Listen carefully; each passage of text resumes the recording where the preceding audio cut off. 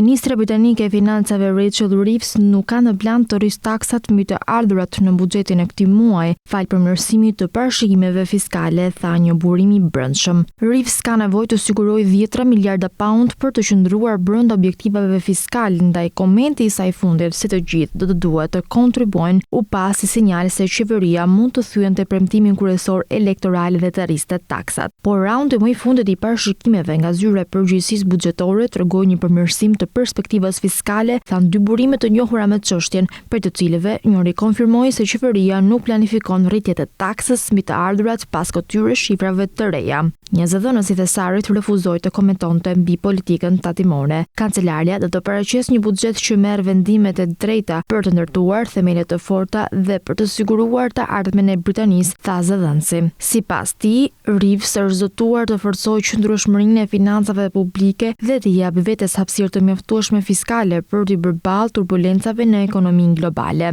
Së fundi, Instituti Kombëtar i Kërkimeve Elektronike dhe Shoqërore paralajmëroi se ministra e financave duhet ndërmerrte rritje të mëdha taksash për të shmangur humbjen e besimit të tregjeve, situatë që dikur i kushtoi postin ish kryeministrit Liz Truss.